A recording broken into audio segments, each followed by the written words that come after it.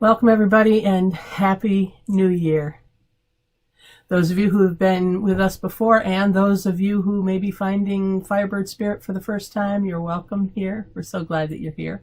I don't know about you, but here at Firebird Spirit, we're not quite ready to move on from where we've been these past few weeks in this holy and sacred season. We've been living in the story of light, not as something distant or decorative, but as something born within us, something that keeps shaping us and birthing us anew again and again and again into people who carry the light forward as reflections, as transmitters, as living channels of hope in the world around us. Doesn't mean we're good at it 100% of the time. It just means we keep coming back, being renewed, and trying again. Our time together today will be calm, simple, intentionally unhurried. Those of you who are used to having others lead worship, as we do most weeks, our volunteers from around the country have another week off. They will return starting next week in their rotation. But for today, it's just you and me, a little intimate conversation, maybe a moment to sit by the fire, to breathe, to be nourished. To remember that before the journey continues, we are already held. And because this is a communion Sunday, we remember that the table was never meant to rush us.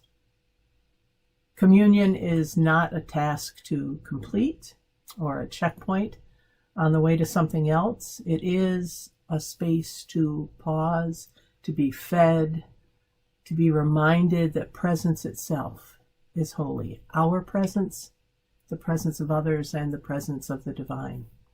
It's holy. So today the table meets us exactly where we are. Tired or hopeful? Steady or uncertain?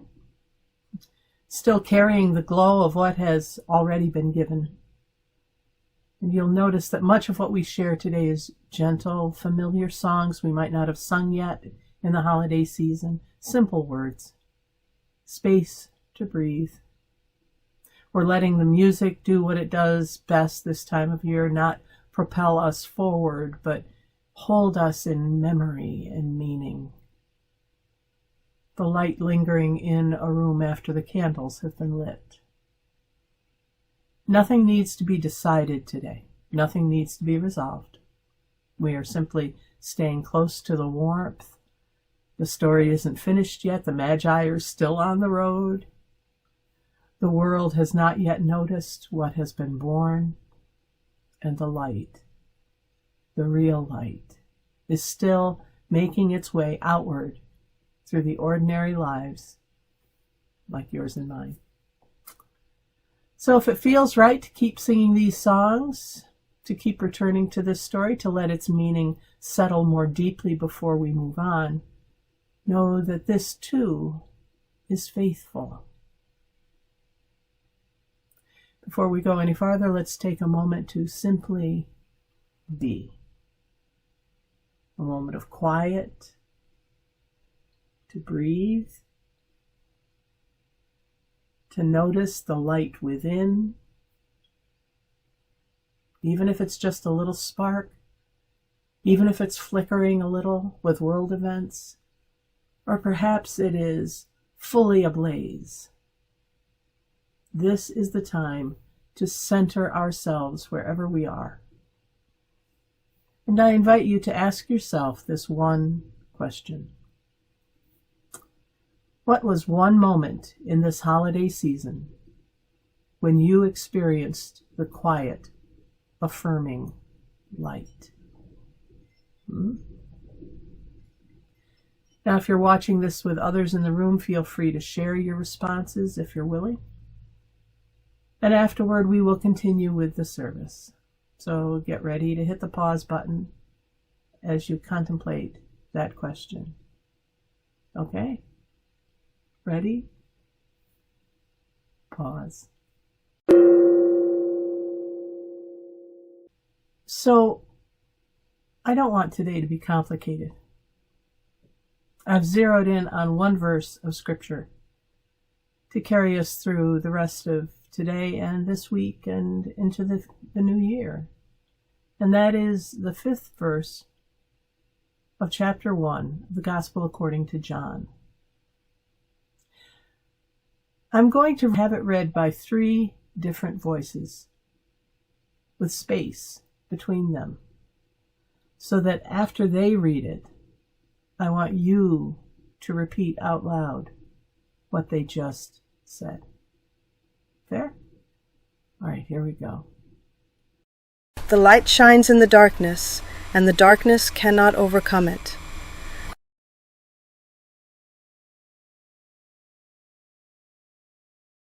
The light shines in the darkness, and the darkness cannot overcome it.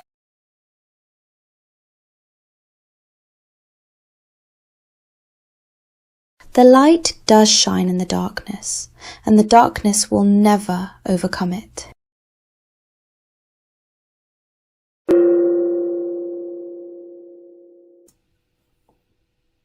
I'm calling today's thoughts Staying with the Light, because there's a quiet truth about this moment in the calendar that we don't talk about very often, I think. After the anticipation, after all the music and the memory, after all the gatherings and merrymaking, there is a temptation to move on too quickly from this point, to move into the new year. I'm going to make this better than the last one. Maybe we come up with New Year's resolutions, maybe we don't, maybe we set goals or we don't, but the tendency is to pack up the story and move on to whatever is next. And I want us to just pause for a minute. We may still be putting decorations away internally as well as externally, or to say, okay, now what? And so the older we get, the more something in us resists that, I think. I think that resistance is, well, for want of a better word, it's holy. The story that we've been telling these past weeks, the story of light entering the world, it was never meant to be rushed past. It was never meant to be seasonal decor.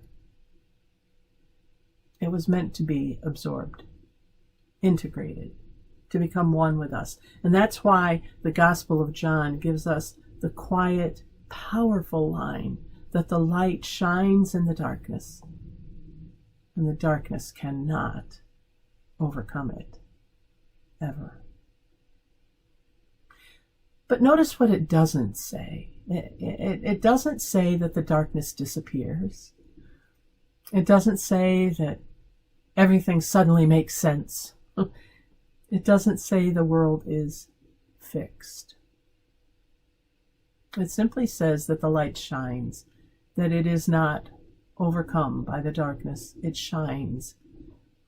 Now, that's not optimism.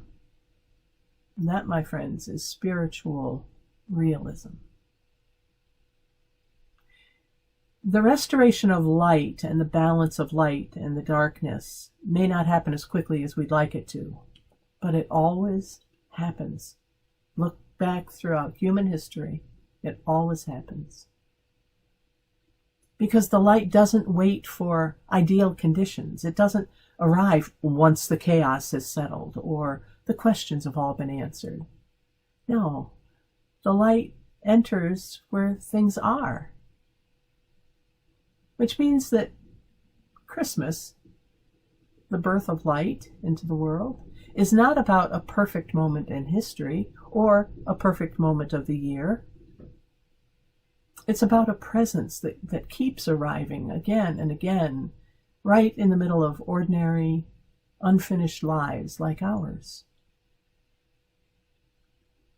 Real births take time, don't they? They involve waiting, adjusting, learning how to live with something new, and then redefining ourselves through the existence of what has been born. So here we are, after Christmas, before Epiphany, when the Magi arrive at the stable. We are in this sort of in-between space. Travelers are still on the road. The shepherds have returned to the hillside, presumably. All those who gathered, the townspeople, they're still probably supporting the new mother, but they're receding. We're sort of in this in-between space. The world has not yet noticed what's been born, or at least hasn't made sense of it. And maybe if we're honest, neither have we. And that's okay. Because the light doesn't demand that we recognize it immediately. It waits. It glows quietly. It settles in. Most of us live much of our lives in twilight, I think, between knowing and not knowing. It's what my daughter has taken to calling the liminal space. Between hope and grief, between longing and fulfillment. Most of us live there most of the time. And the gospel doesn't shame us for that at all. It tells us that the light shines right there wherever we are on those continua, in the darkness of unanswered questions, in the weariness that follows joy. Many of us feel weary after the joyful holidays. It finds us in seasons when we're not ready to move on, but we don't quite know how to stay. The darkness, we're told, does not overcome it, not because darkness isn't real, but because darkness is not the final word. Let me say that again. Darkness is not the final word. This is where our culture often gets faith wrong, in my opinion. We think that faith means clarity, certainty, forward motion. And sometimes it does. But the contemplative wisdom of Christianity tells a different story about how faith is not about avoiding darkness. It's about learning to trust the light within the darkness. Learning to stay present long enough for grace to reveal itself. And that's why this Sunday matters.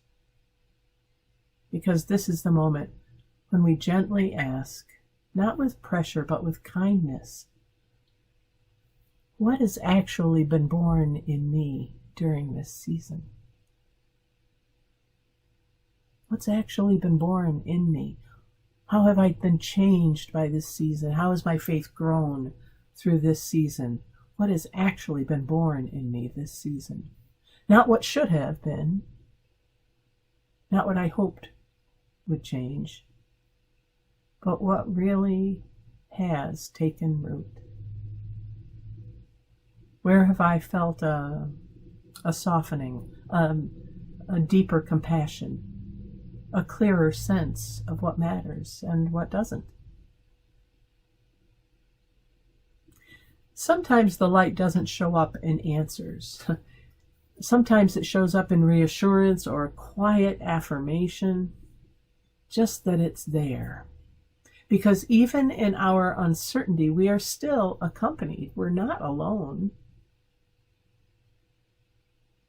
And that kind of light doesn't shout.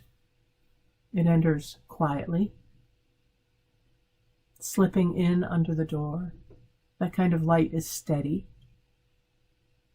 It trusts that it will be carried forward, not by perfection, but by presence, by our being fully present, or at least wanting to be, intending to be. Which is what brings us to the table today. Communion is not about moving us along either. It's about inviting us to stay with what nourishes us, to stay with what steadies us, to stay with what reminds us that we are not alone in our becoming.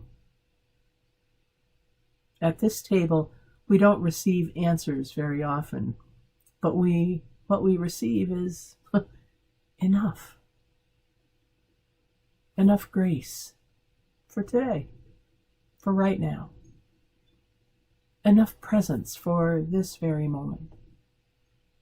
Enough light to continue slowly, faithfully, imperfectly maybe, but to continue nonetheless. So if you're not quite ready to move on from Christmas, from all of that experience, from the holiness, the sacredness of it, the mystery and the wonder, if you're still warming your hands by the fire, if the glow of the season is still settling into your bones, you are exactly where you need to be. And if you are in a hurry to move on, if you're feeling that old frenetic sense of urgency to get to the next thing, we invite you to just stop for a minute. Take a deep breath. Put one hand on your heart and the other on your belly, and then just breathe. Just breathe a few times. Don't rush past this gift of this moment. The light isn't finished with you yet. And it is not asking you to rush. It is simply inviting you to stay close. Amen.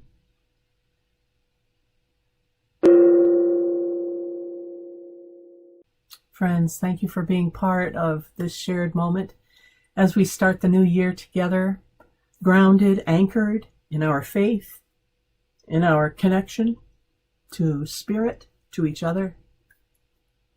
Let us carry the light gently and stay close to the warmth.